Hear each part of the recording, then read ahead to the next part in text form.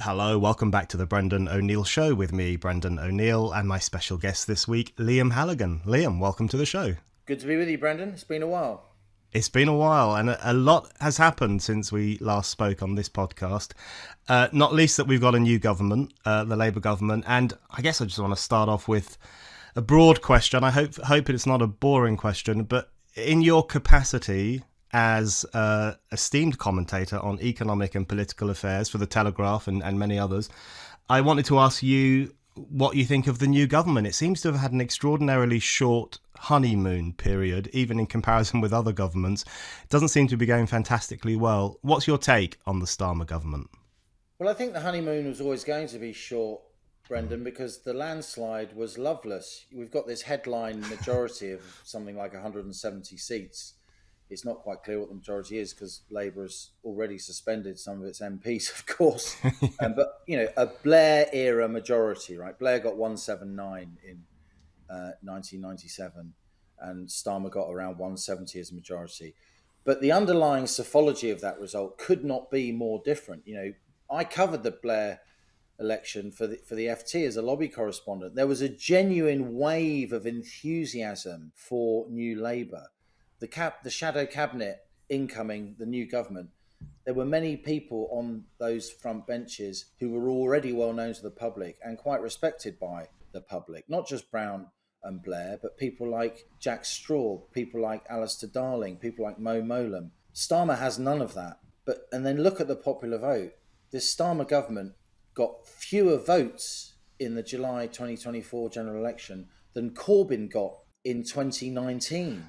And in 2017, when Labour had their worst election result for decades, Starmer got 33% of the vote on a 60% turnout, which means 20% of the electorate backed Starmer and Labour. 4 out of 5 voters did not vote for Labour. So this is a loveless landslide. And I think Labour have made it worse for themselves by doing pretty knee-jerk things, which are alarming quite a few people who either didn't vote for them or even who did vote for them, like a very quick caving into trade unions on public sector pay with no reforms on the side, signs of a lot of punitive taxation coming down the track on the 30th of October, things like reversing work that the Tories did to try and guarantee free speech on universities. That's really alarming.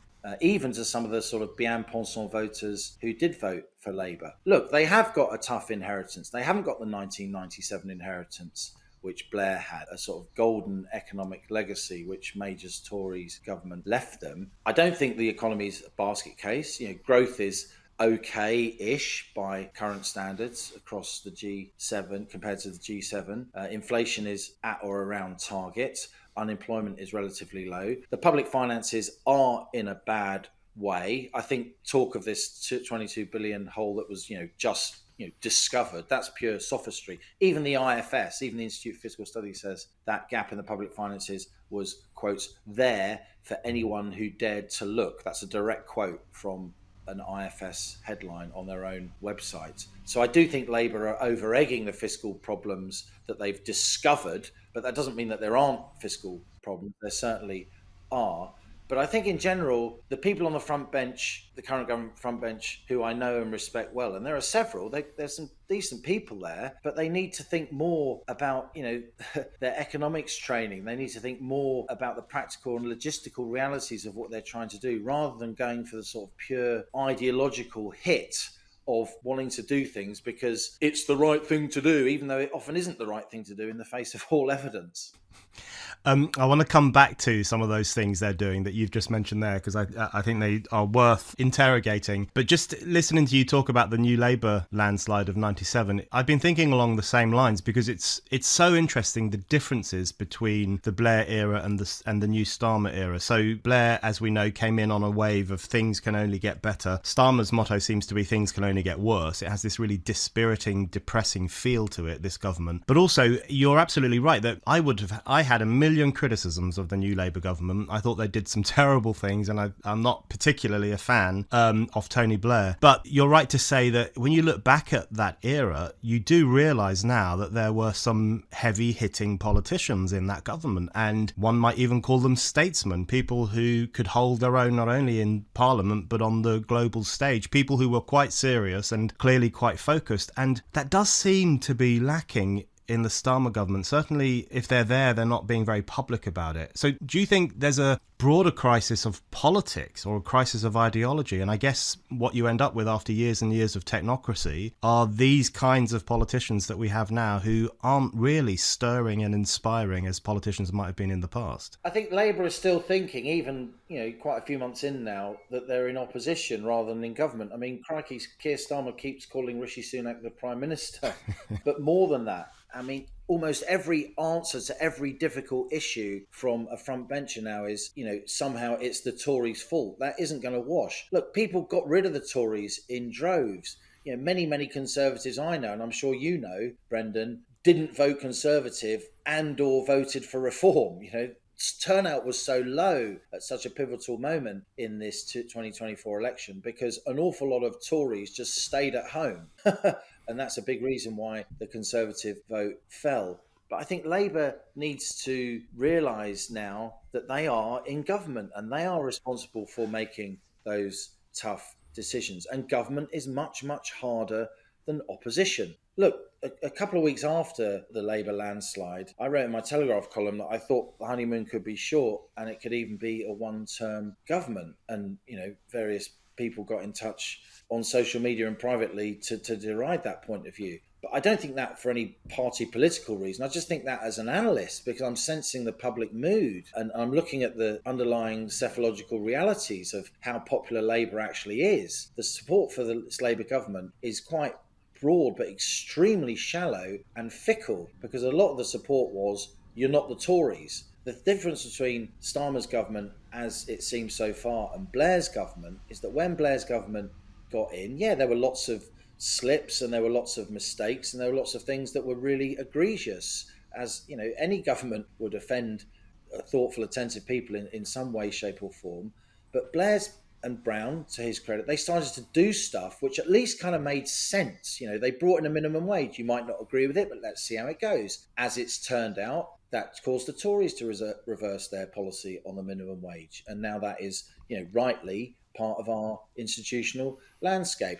Blair and Brown in particular, want to make the Bank of England independent. Let's see how it goes. They had actually a really well thought through windfall tax on the privatised utilities. Some of Labour's technocrats and bean counters had done a lot of work on that windfall tax in opposition, and everyone in the industry could see it was coming in, could see what it would mean. Labour's windfall tax on North Sea oil, it's just going to destroy the North Sea industry that employs tens of thousands of people. And it's just economically illiterate because even the Climate Change Committee, the government's own in-house, legally empowered conscience on climate policy, even the Climate Change Committee acknowledges that even if we get to net zero by 2050, 30% of our energy is still going to come from oil and gas. So the idea we can do without oil and gas, the idea we can tax the oil and gas industry into oblivion. And most of the oil and gas exploration in the North Sea these days, it's not massive international multilateral, in quotes, fat cats. It's not the massive oil majors. It's small companies, often very heavily indebted, trying to get out little pockets of oil and gas here and there, much more difficult to bring to the service and use, but still economically viable, still strategically of enormous importance to this country. So, let's just kill off the oil and gas industry. That's fine, because we're going to have a net zero grid by 2030. When even the grid people are saying, you can't do this. It's too fast what you're doing. And that doesn't mean that it's not right to move towards renewable energy. Of course it is, but we need to solve the intermittency problems. We need to solve the storage problems, not just pluck a number or a year out of the air because it makes you look more virtuous in your political opposition and announce it.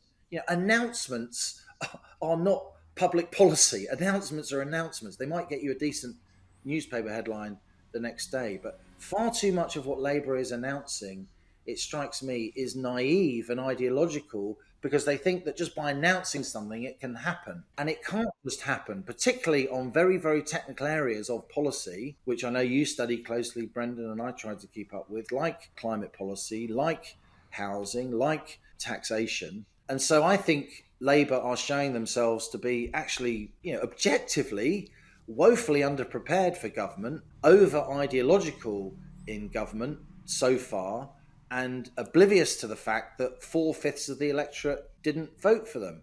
Look, I'm probably like you. I'm a swing voter, right? I think it's outrageous that journalists align themselves with political parties. Oh, he's a Labour columnist and, she's a Lib Dem columnist. I think that's mad. I think columnists should be swing voters, because we're the sort of supercharged swing voters, because we're swing voters that other swing voters might be interested in what we think, right? I've voted for all the parties over the years. I voted for Blair 3 times, so I'm not going to have anyone on the left say, oh, you're just a Tory. I mean, I'm an Irish Catholic, for God's sake.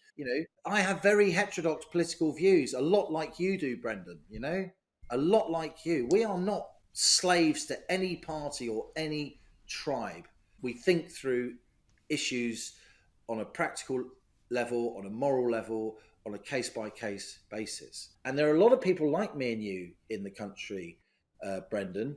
And, I think we need a really good Labour government, by the way. We need Labour to show that it can lead reasonably well without screwing up the economy unduly. And Blair achieved that.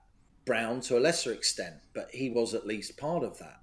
And that was good for our democracy, because it kicked the Tories up the backside. But, after 14 years in government, the Tories have become ridiculous, bloated, self-indulgent, lacking in all focus, fighting among themselves.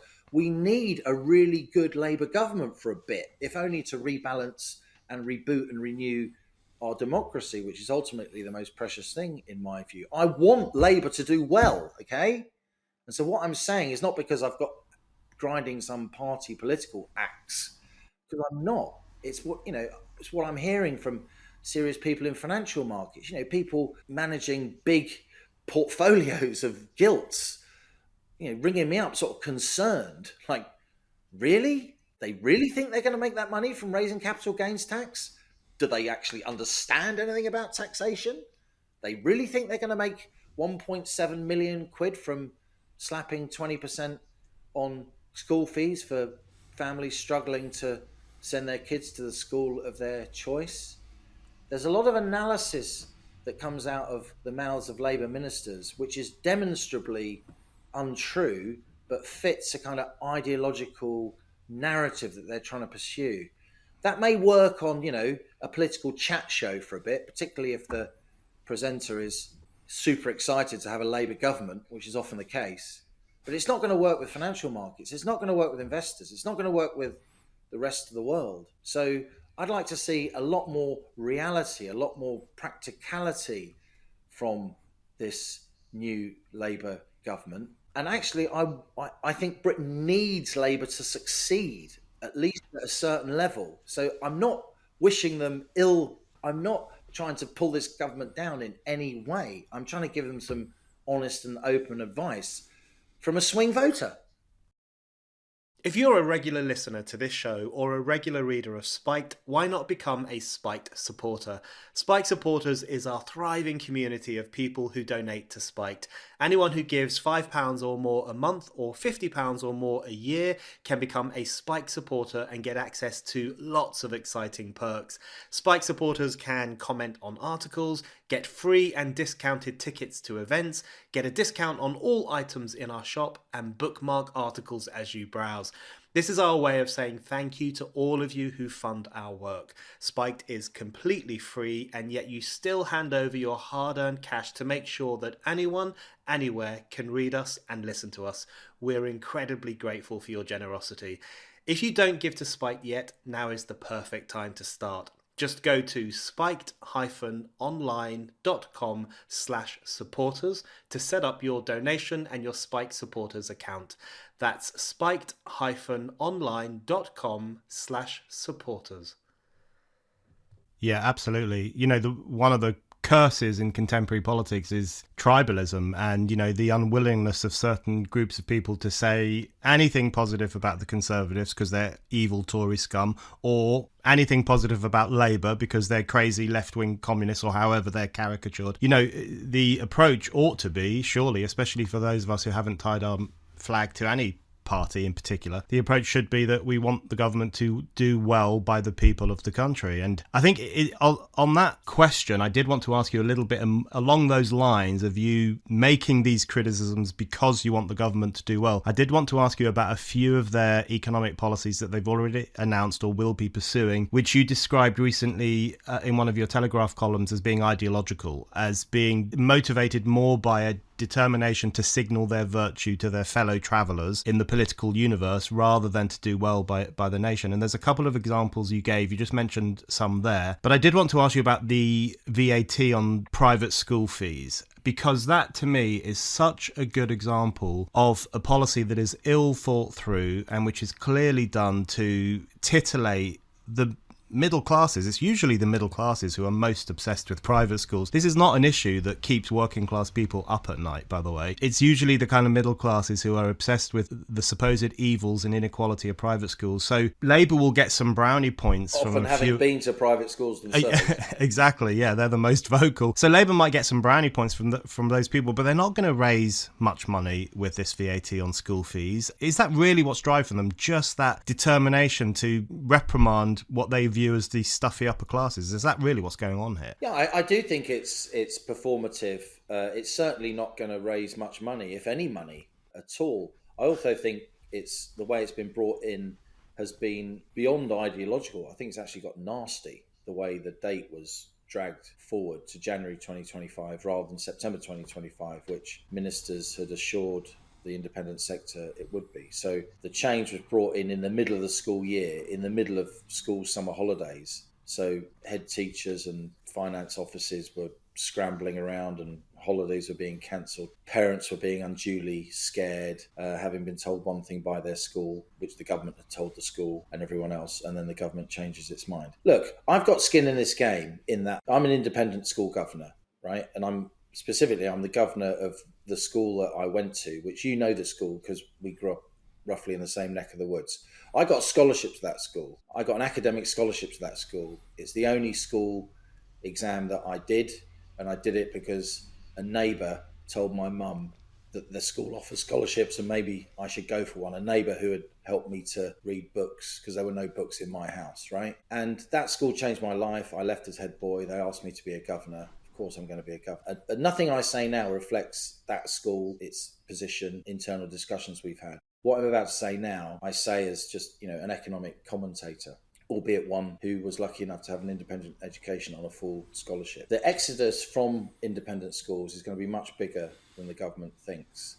And the reason is that most people who send their kids to independent school are not sending them to, the grand schools, the Etons, the Winchesters, the Rugbys, the Harrows, and all the rest of it. Most people's experience of independent education is a local school that might previously been a grammar school, offering a kind of grammar school style education, or special needs school, or a specialised school, like in dance or music or something like that. Most experience of independent education isn't, 50 grand a year for full boarding and all the bells and whistles, and these parents are paying their school fees out of compound interest. Most people paying school fees are double income households, families striving, paying school fees out of income, not out of wealth, out of taxed income, not because they've got some trust fund somewhere.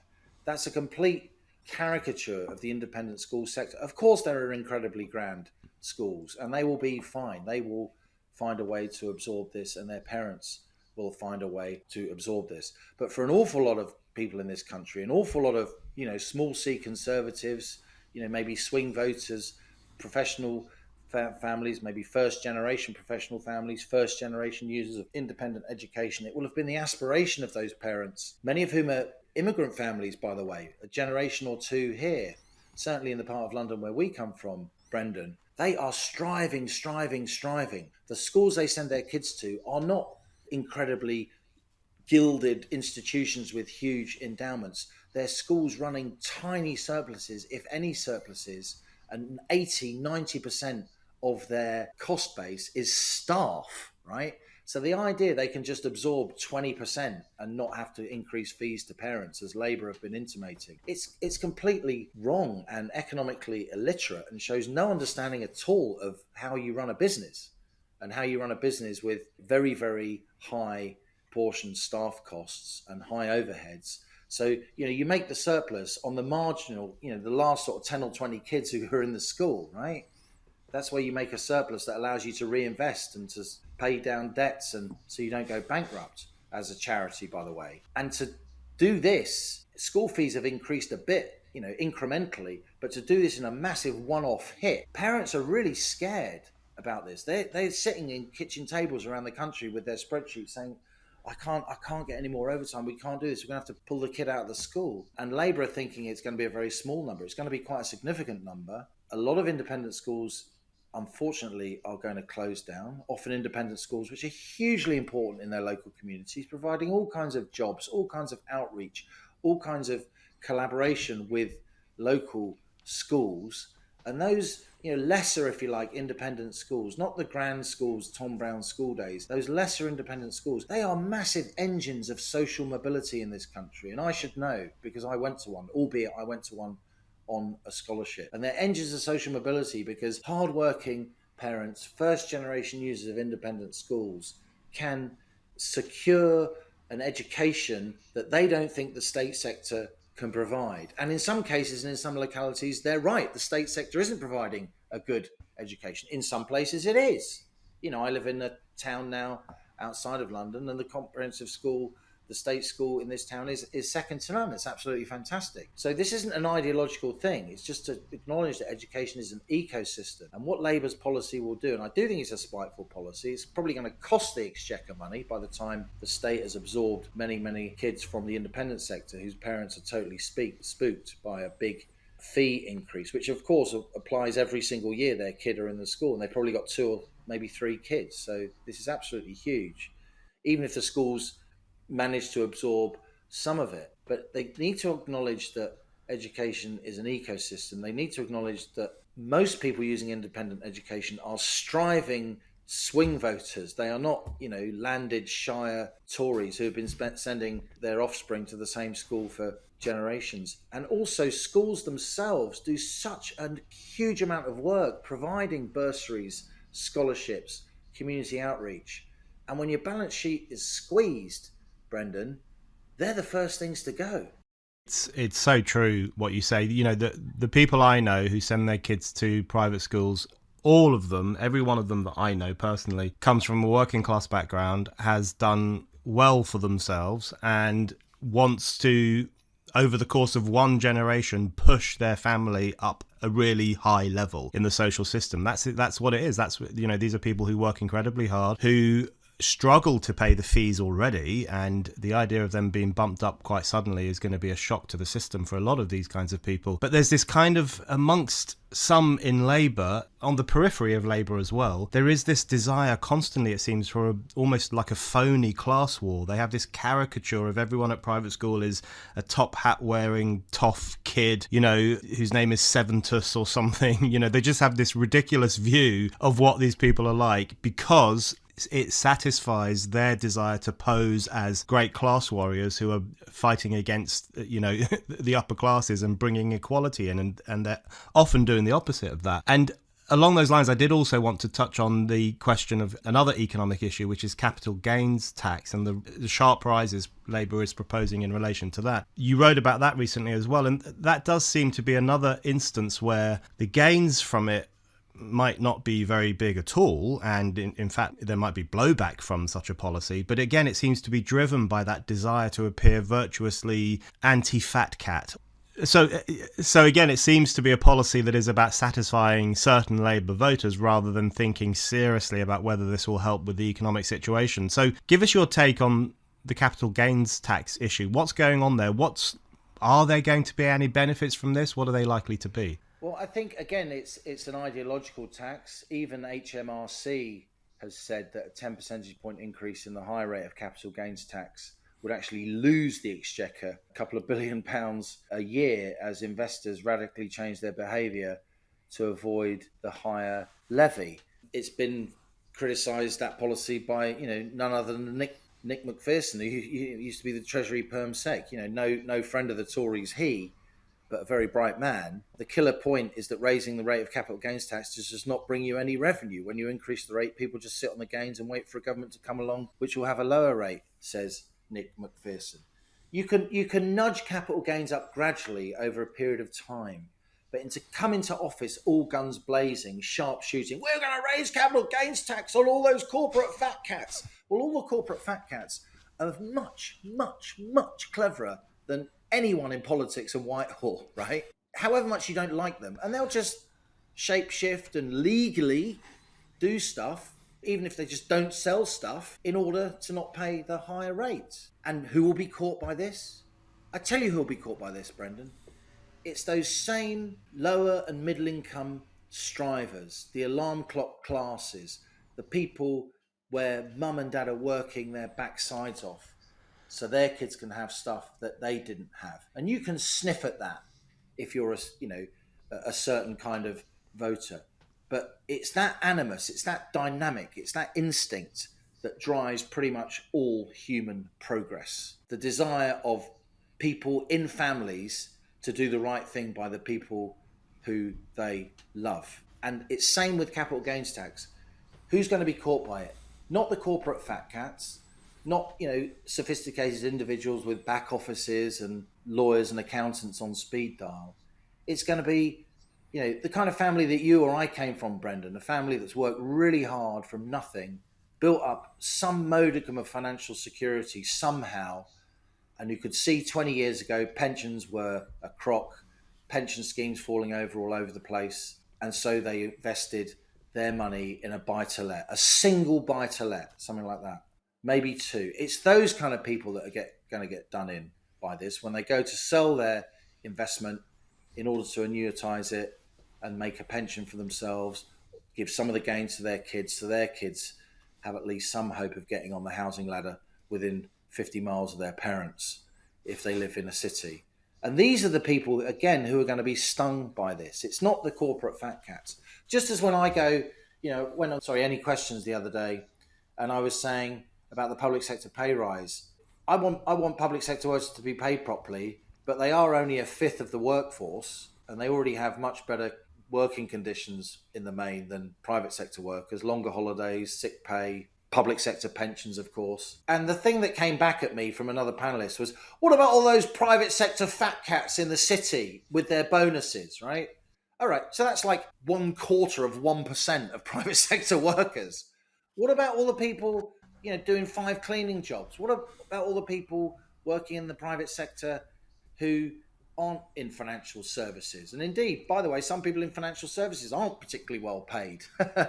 Though, of course, the press focuses on the grotesque excesses of some of those who are. So there's so much oversimplification of politics and policy. Labour have been simplifying issues to the point that where they've become simplistic, an oversimplification that tips a description of a situation beyond disingenuous to actually a misrepresentation and a blatant misrepresentation. So to raise capital gains tax so fast, so early, is just going to be a red rag to a bull. It won't raise much money. It could even cost the government money, again, as the HMRC itself and a former Treasury Permanent Secretary has said. And it won't be, the big corporations that get caught on this. It will be ordinary men and women who have strived really hard to carve themselves and their families out just a little bit of capital, just a little bit of freedom, just a little bit of money so they can have a dignified retirement after making the country work for the last 30 or 40 years. And that is politically inept of Labour, because they are the swing voters who will decide the next election. For a government to not think through the consequences of its policies or the consequences of its actions, I think that's always when a government loses me, because if you aren't capable of thinking through what the impact of these economic measures will be, then, why should I take you seriously as a government? And again, it's not a left-right thing, Brendan.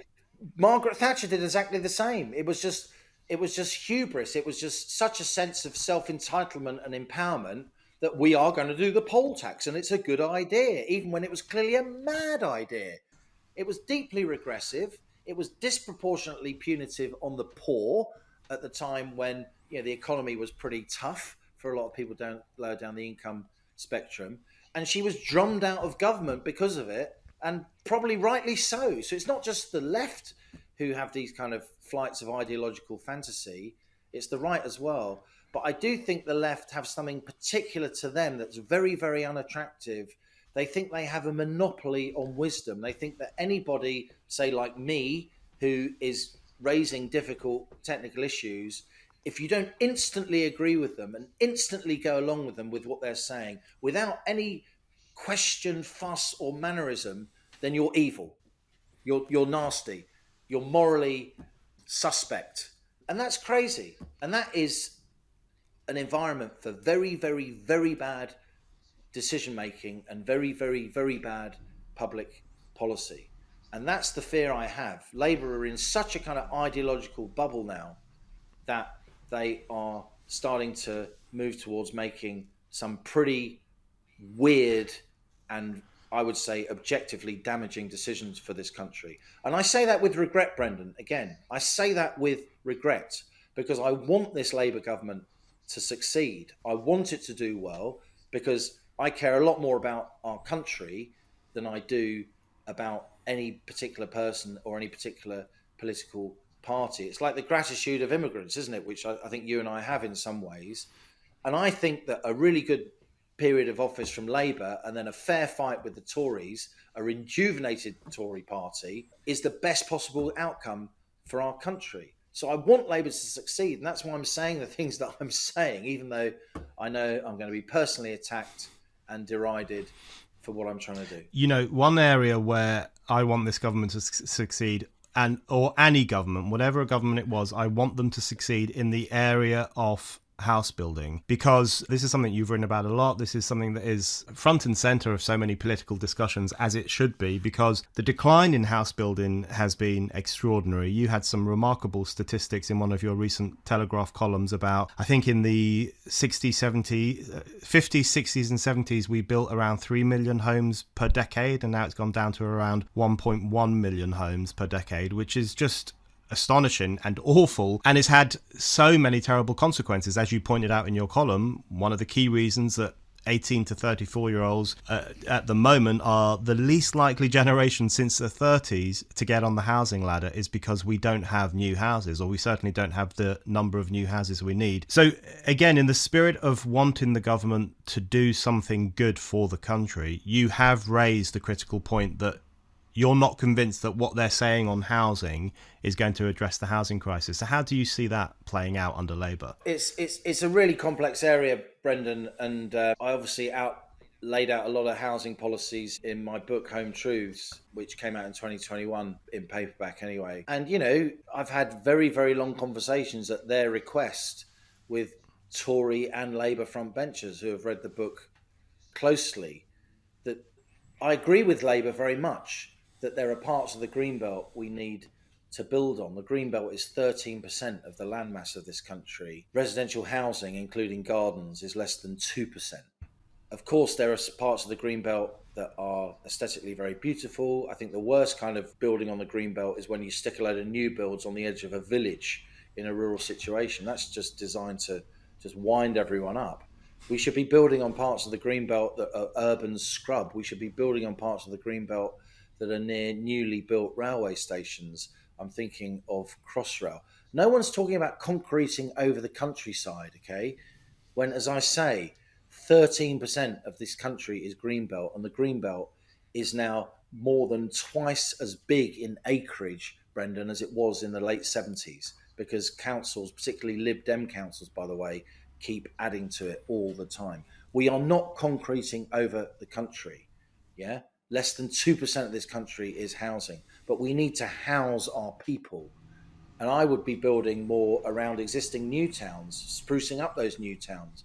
New towns often have pretty good communications links. They're often near other towns and cities where there is a lot of employment. They're often big enough to generate employment themselves. I would be doing that. I wouldn't be taking swathes of the open countryside or building around villages. That's just a NIMBY's charter. And NIMBYism isn't always irrational. I mean, and so we have to work with the grain of human nature. And they're some of the policies I outlined in Home Truths. Look, briefly, the first thing I'd do straight away, and how many one-page memos have I given how many housing secretaries on this? Many, right? A one-pager I've done several times is the state owns 6% of all freehold land in this country. The Treasury is dogmatically opposed to selling any of that land because they always think, oh, we could get more for it later. That's moronic.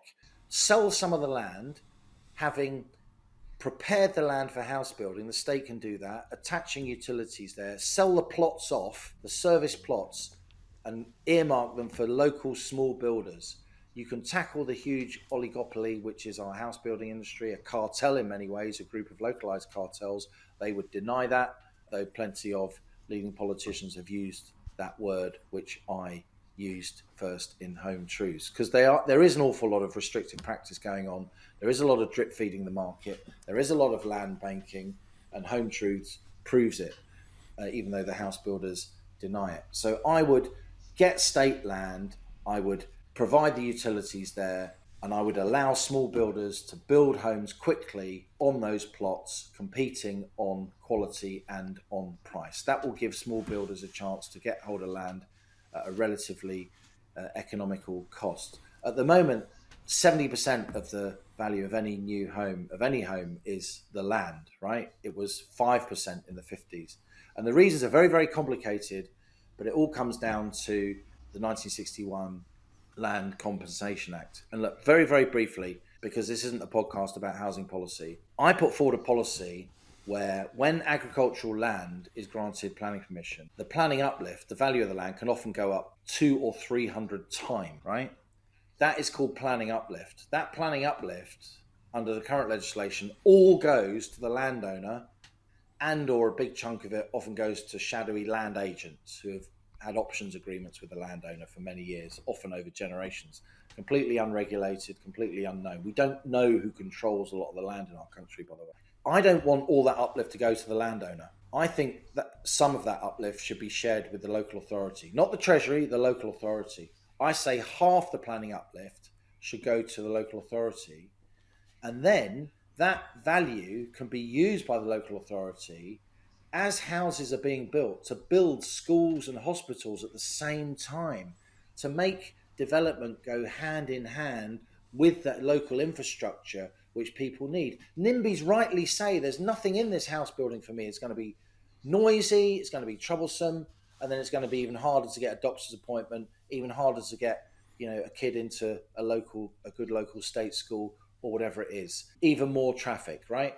But if you use that land value uplift at the point that it happens, you can borrow against it. There's all kinds of mechanisms that you can use. This mechanism is used in many, many other countries in the world. Australia, Germany, Hong Kong was built on shared land value uplift. The Netherlands, parts of America, Australia. We're an outlier.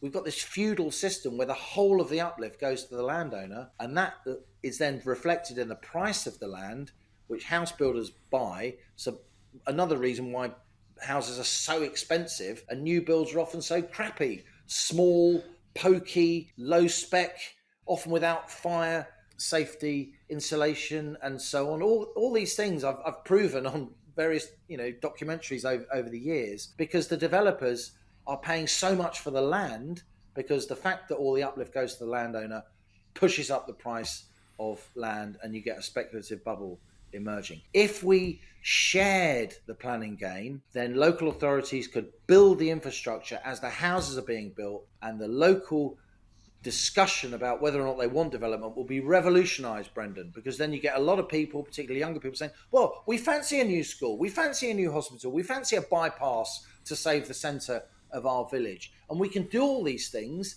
with the shared spoils of the planning uplift, rather than it all going, to landowners, often in offshore trusts, right? This is basic economics. Labour, instead of going for my completely moderate version of this, which is a 50-50 split, a version that's been endorsed, by the way, by some of Britain's leading housing academics, yeah, even though some idiot journalist has come up with them, the plans that have been endorsed by, Sajid Javid backed these plans.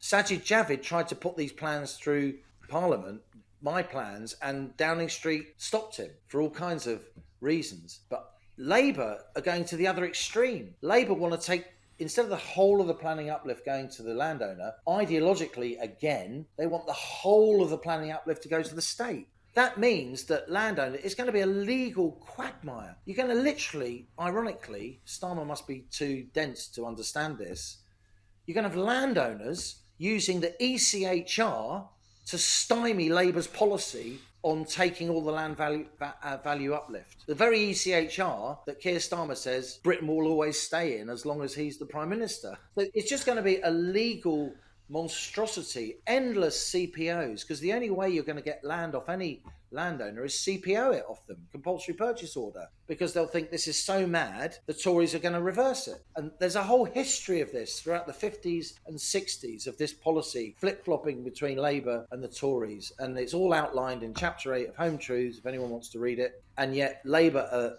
despite huge effort by some of us to convince them of the right way to do this, right in the sense that it's practically doable and could be done relatively quickly and is sustainable politically because it's a compromise, they've gone for the full-fat ideological version, which will kill off the idea of using land value uplift, which is a brilliant idea, used around the world. We're an outliner for not using it. It will kill it off for another generation. Hi, it's Brendan here. I just wanted to remind you that you can still buy my book. It's called A Heretic's Manifesto, Essays on the Unsayable, and I've really been blown away by the response to it from readers, reviewers, Spike supporters. People really like this book, and I think you're going to like it too. It covers all the insanities of our time, from climate change hysteria through to COVID authoritarianism, through to the trans ideology. And it basically makes the case for more freedom of speech, more debate, and more heretical thinking to challenge the conformism of our times. So what are you waiting for? Go to Amazon right now and order my book, A Heretic's Manifesto, Essays on the Unsayable. And now, on with the show. Those policies sound perfectly sensible to me, and I'm sure they do to many other people, including the people who've read your book as well. When I think about housing and other issues to do with infrastructure, I often wonder if the problem is even broader than we think. So, there are all the problems to do with the house building crisis that you've talked about at length. There's the red tape, there's the avaricious state who wants all the benefits for itself. There are so many reasons that the millions of new homes we need are not being built. But do you think there's a broader messing up priorities across government? So you mentioned earlier on the net zero ideology and the creation of a date out of thin air to transform Britain's economy so it produces zero carbon emissions and moves much more faster towards renewables. Now, you say that might be a good idea. Maybe it is, maybe it isn't, but there's a bigger problem here, isn't there, where when the nation's priorities become fast tracking towards being this carbon meek country that doesn't do too many things that might pollute or might rip up the countryside or might lay down too much tarmac or whatever else it is, then when that becomes the priority, other things do inevitably get left by the wayside. And that at some level will include house building, but it might also be digging for more oil and gas in the North Sea. It might be other areas of economic and manufacturing life that could be very beneficial to the nation. So is there a broader problem with the green obsession that actually has a detrimental impact on our ability to move forward as a country? I think it's become totemic and a statement of one's morality to go along with any new targets that are plucked out of the air. And the targets are just plucked out of the air in a sort of party political parlour game. The Tories want 2035 to ban sales of new petrol and diesel, so Starmer's going to take it back to 2030 just so he looks cool. But the actual practical realities and logistics of achieving that are completely secondary to the headline hit and how it focus groups. And this isn't leadership. This is student politics, right? This is not leadership. And let's just think about that ban on new petrol and diesel cars. Now, look, I have to say this. I want more renewable energy, right? I want more renewable energy. If we can use more renewable energy in a way that doesn't break the bank and actually benefits less well-off people in our country who disproportionately pay for energy, it's a bigger share of their disposable income. So they are getting mullered by this because so many of the subsidies are going on consumers' bills, the subsidies to renewables. That is a problem. Renewables are not cheap when we've got the most expensive electricity for end users in Europe, and we've got a very high share of renewables. And unless all this virtue signalling leads to cheaper bills for ordinary people and for companies to regain our competitiveness, then support for net zero is going to completely dissolve and go the other way. It's the same when it comes to the idea that we can decarbonise our grid by 2030. That means that there's no carbon used in electricity generation at all. So it's all nuclear, all renewable, all biomass. So in other words, no even gas-fired power stations, which are currently, depends on the day, between 20 and 40% of what we use. And vitally, the gas-fired power is there to solve the intermittency problem, which is inherent in renewables. And that sounds like a load of gobbledygook, right? But what it means, unless you've got gas-fired power stations, you're going to have blackouts. And that is not an irresponsible thing to say. I'm quoting very serious people. I'm reflecting what very serious people who frankly need to speak up more are telling me off the record. It is time for people in the public sector with their public sector pensions and their nice cozy public sector jobs to start speaking truth about some of these issues on behalf of the public and going public if they need to make ministers listen. The idea that you can just ban new petrol and diesel cars from 2030. You've now got people in the car industry speaking up about this. You are going to hand our entire car market to China, which is making massively state-subsidised EVs at a huge rate of knots. EVs that at the moment no one wants to buy because the technology isn't really there yet, unless you can afford a very, very, very expensive one, and the charging network isn't really there yet. And frankly, a lot of people in the car industry are thinking to themselves, why, understanding that renewable generates lots of subsidies, they're thinking to themselves, are EVs really the way to go? Is this a blind alley? Yeah, let's get off petrol and diesel, but are there other ways to do this? So just to bring in 2030 when the national grid can't store any of the excess energy that renewables sometimes inevitably deliver, and they can't fill the holes, the gaps which renewables inevitably cause without gas-fired power stations. Just to say, because it goes down well in a dinner party in certain parts of North London, not the parts of North London where we grew up, Brendan, that I'm going to do 2030 because I'm a real man and I really care. What about the engineering reality of that? What about the fact we got the lowest gas storage per head of any major economy in the world? What about the fact that hundreds of thousands of people work in our oil and gas industry? Over 1 million people work in our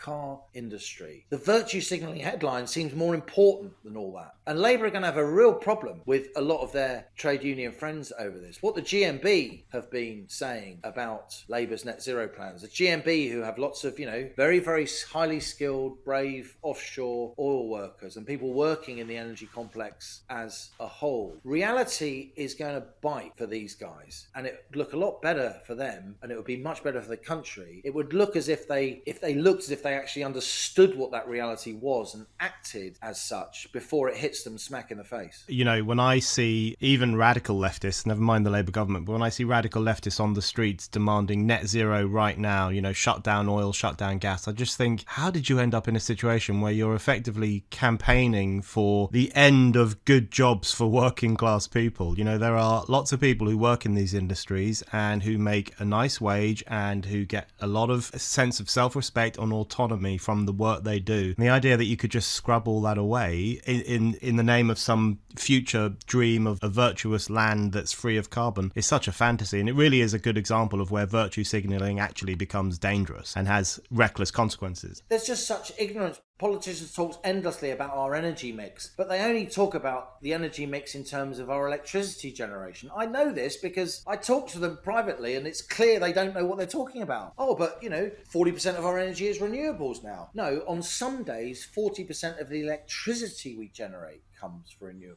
How about transport? How about, the use of hydrocarbons in petrochemicals and manufacturing processes?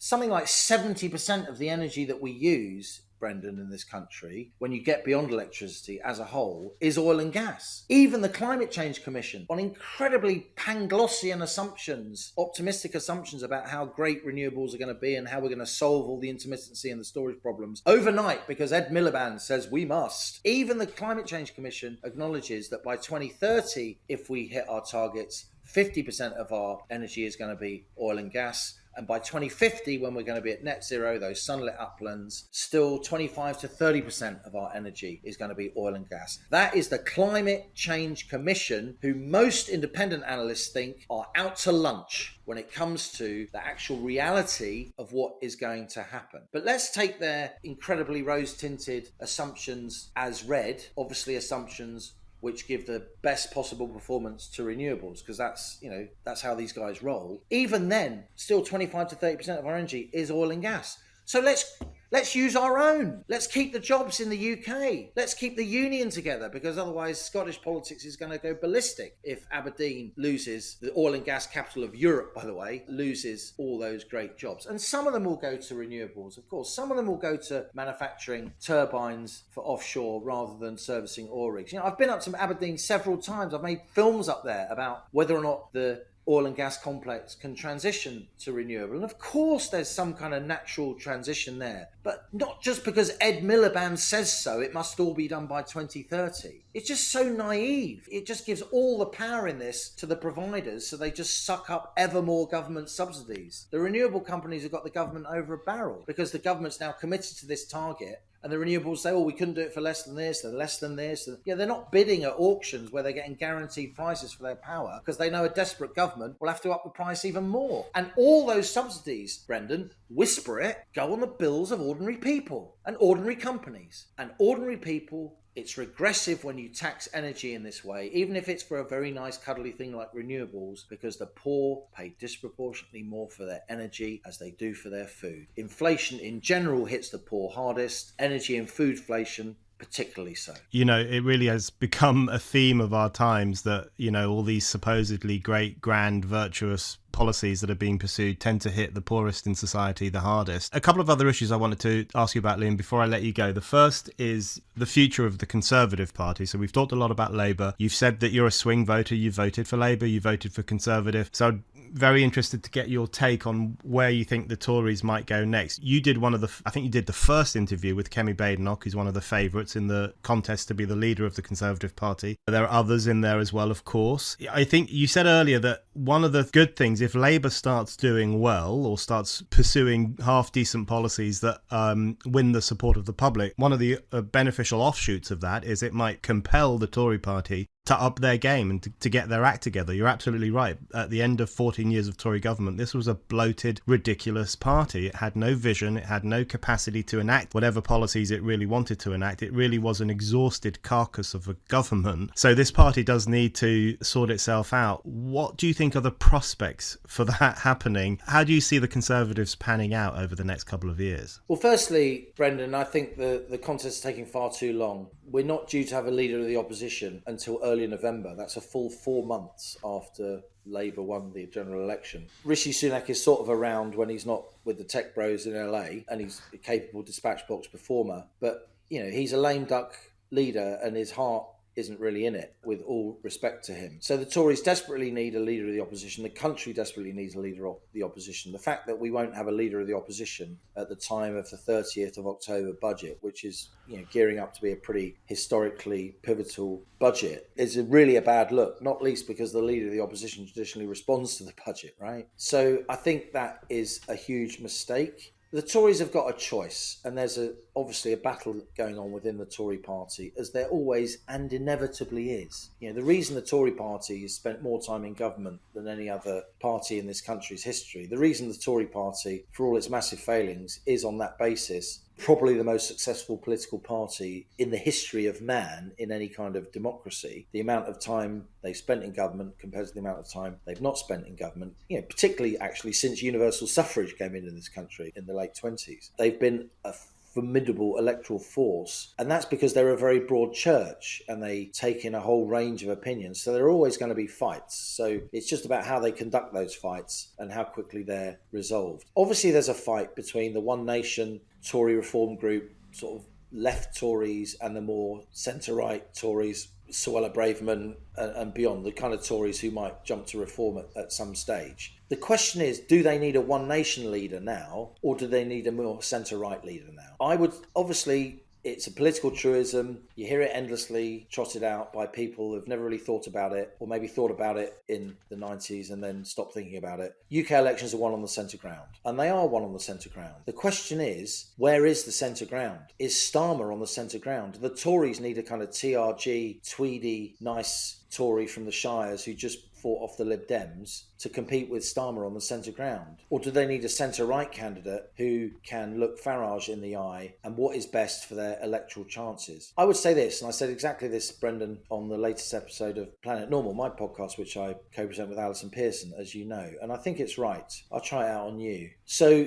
the centre ground, according to sort of the political and media class, i.e. Starmer, is not the centre ground where the country is. The centre ground where the country is way to the right of that kind of bubble centre ground, that kind of beltway, Westminster-centric centre ground. And what's my proof for that? My proof for that is that Starmer, in his kind of, herbivorous positioning, got 20% of the vote, right? 20% of the electorate, 33% of a very low 60% turnout. Actually, the real centre ground, and I think there's a huge silent tribe of people waiting for a Tory leader who can take them onto this ground, is centre right. It is more concerned about immigration than Labour is. It is more concerned about fiscal incontinence than Labour is. It is more concerned about high taxation than Labour is. It's the kind of people who we grew up with, Brendan, really hard-working people who aren't dogmatic or party political in any way. They just want their politicians to stop doing really stupid things that make it impossible or even harder for them to provide to the best of their ability for themselves and their family. And for that reason, I think it would be a mistake. I think they need somebody more on the centre right. I think that's where a big part of the country is. It's the pissed off Tories who didn't turn up. It's a lot of Labour red wall voters who can't believe that having switched to the Tories then let immigration,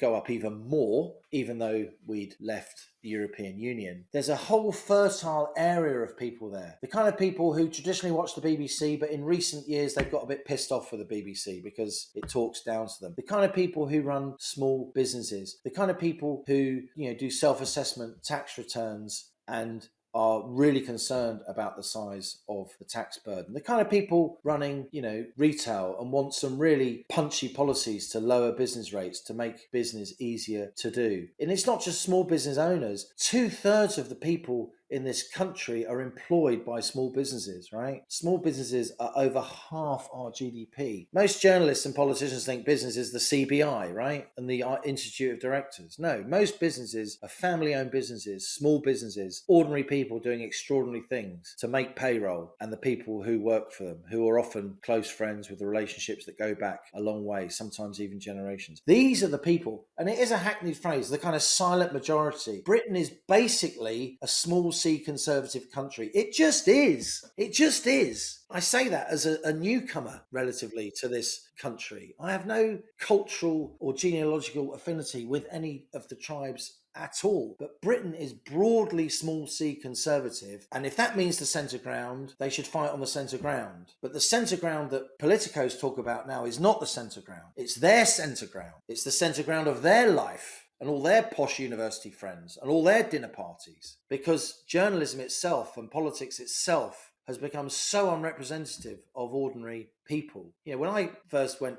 into as a parliamentary journalist, it was the very fag end of when you had people who'd been miners, teachers, company bosses, coming into Parliament later in life, once they'd actually done something. Brilliant, broadly representative of real people. Now Parliament's full of, hacks and ex-trade union officials and people who are spads, frankly, special advisors, professional politicos rather than ordinary people. And it's the same with journalism. We've talked about it in the past. Journalism is incredibly difficult and unattractive when you get into it if you're from a regular background. You haven't got a house in London. Mummy and daddy can't make phone calls for you and pay your council tax, For ordinary people to get into journalism now is really, really tough. The regional papers are destroyed. Google and Facebook have taken a load of the money.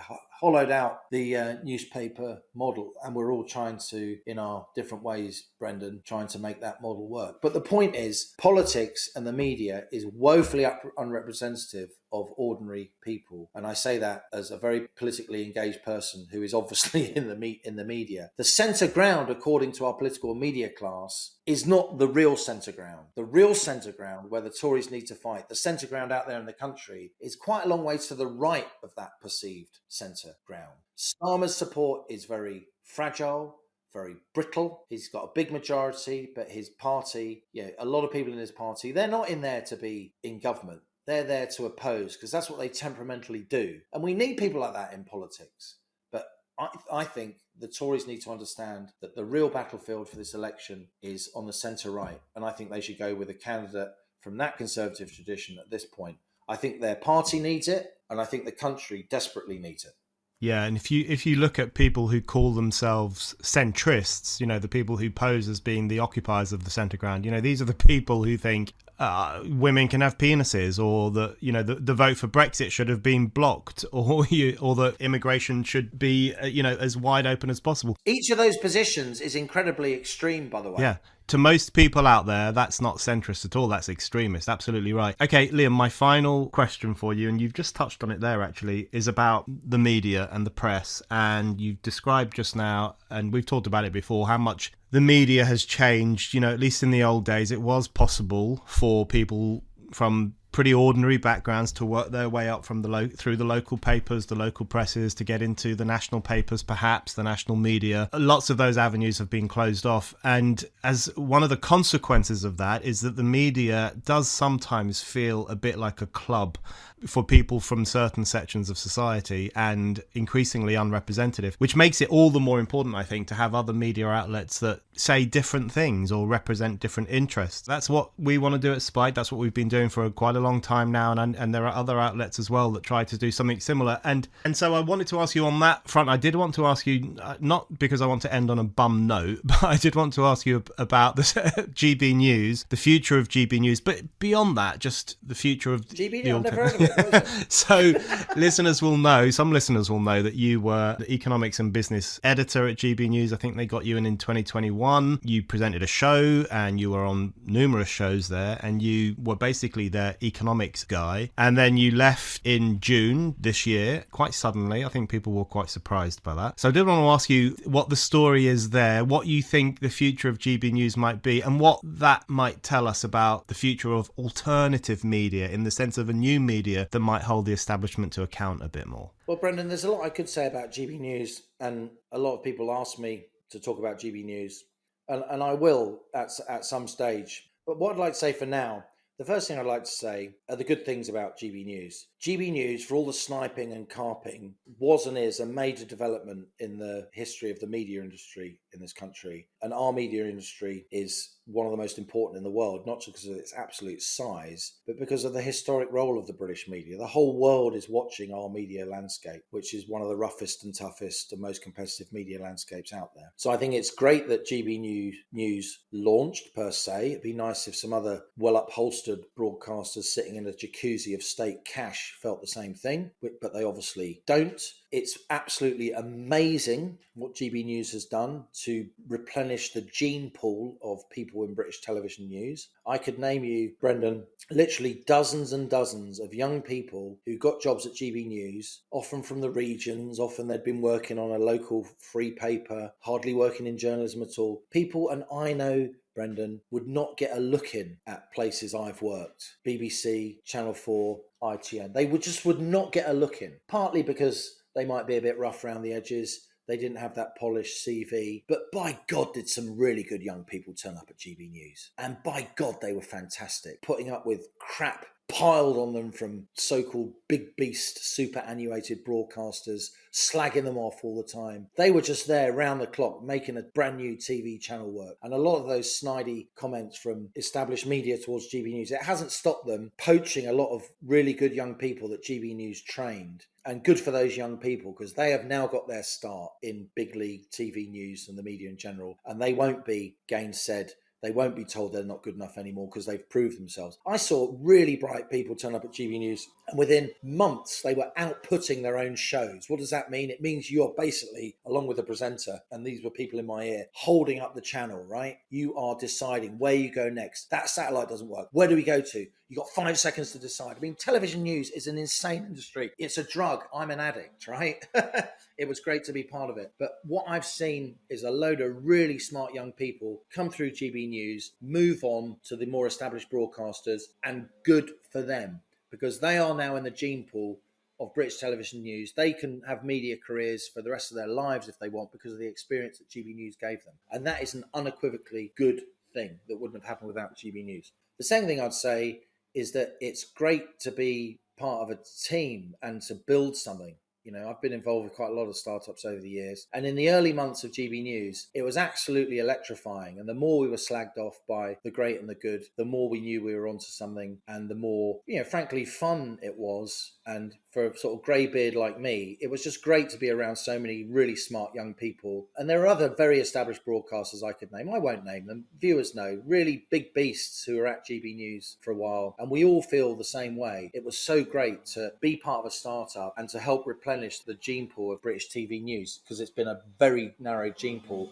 increasingly so over recent years. The trouble for me, and I was made redundant from GB News, right? I didn't choose to go. I was made redundant from GB News. The issue for me is that in the end, even though I remained completely professional and I worked very, very hard and I was extremely productive, I could go on any show at any time at the drop of a hat and talk pretty coherently about an economic issue of the day or two. And that kind of became my job, sort of filling in where the channel was about to fall off air sometimes. You know, ask some of the producers, is Liam here? We'd be okay. Is he in the building? We'd be okay. Because they could just put me on air and I could talk about politics or economics. Not off the top of my head, because obviously I write about this stuff all the time, but that was kind of my role. And it was quite enjoyable to be that kind of mad fireman, slightly demeaning if you wanted to be pompous about it. Shouldn't my journalism stand on its own? But anyway, so I was there working very hard, but basically I stood for and stand for a version of GB News, which I would call the Telegraph on the telly, right? Because the real gap in the market is just to the right of the Today programme. These kind of disillusioned swing voters, many of them Conservatives, but quite a lot of them not, quite a lot of them traditional Labour voters, particularly out of London, who are dismayed. I know, because I have thousands of emails from them, Brendan, and posts on social media. They're dismayed by television news. They think Sky, ITV, Channel 4 News, BBC doesn't speak to them. It thinks it patronises them. You know, they understand that just because you've got, you know, rightly a few more brown and female faces on the screen, that doesn't mean diversity, because cognitive diversity has diminished over recent years. As the screens have looked more diverse, I think they've become far less diverse in terms of diversity of opinion, which in a democracy is by far the most important form of diversity, or at least it should be. So I want to kind of telegraph on the telly GB News. I still think that's where the market is. I still think that's commercially viable. I want GB News to become commercially viable and not just at the behest and whim of a group of wealthy individuals for whom the media might in some cases be a side interest, not in all cases. GB News needs to exist in this country, or something like GB News needs to exist, which is why I'm having been asked by people I massively respect, like Andrew Neil and various other very senior people I'd worked with in television news at the BBC, at ITN, etc. A lot of us went there because we believed that we needed something to provide trusted news for people outside London, for people upset, rightly upset, with the kind of tunnel that mainstream economic and business and indeed political television news had gone down. But what we've ended up with at GB News isn't a vision that I think is going to work. I don't think it's economically viable. If I was an investor, and I've been an asset manager at a pretty senior level, I wouldn't invest in it, because I don't think there is enough of a market for a kind of Fox News UK. I don't think the market's big enough. I don't think the advertising you could get off that audience is commercially attractive enough. And I don't actually think it's good for the country to have siloed news as they do in America, as they do to a lesser extent, but they still do in Australia. Look, I spent a lot of my life in Australia. I spent a lot of my life in America, maybe like you, Brendan, Irish exiles that we are. I've very dear family in both those countries. I know both those countries countries very, very well. And of course, we share a common language. But there are such huge cultural and political and commercial differences between the US and Australia on the one hand and the UK on another. I don't think Fox News in the UK is going to work. I don't think it's a good idea to have so many spats with Ofcom, however reactionary, however unfair you think Ofcom may be. I happen to think that the Ofcom rules are pretty, for the most part, for now at least, Labour may change this. As a broadcaster, I know where the line is with Ofcom, and I toe that line. What's the point in being Ofcommed all the time? It's just going to mean your advertisers never come. So I'm not going to get into the personalities, though I could. I absolutely could. I absolutely could get into the personalities. And maybe one day I will. But I like to think I'm too much of a pro for that. We'll see. But where I do have a very legitimate point of view, and a lot of investors agree with me, by the way, is that I think if there is a gap in the television news market in the UK, it's a centre-right gap. It's not a Fox News UK gap. And in the end, I was a big beast in the newsroom with a lot of loyalty among people in the newsroom, among the sort of producers and so on. And I stood for a different vision of GB News. And so I guess that's why they chopped my head off. Liam, on that note, thank you very much.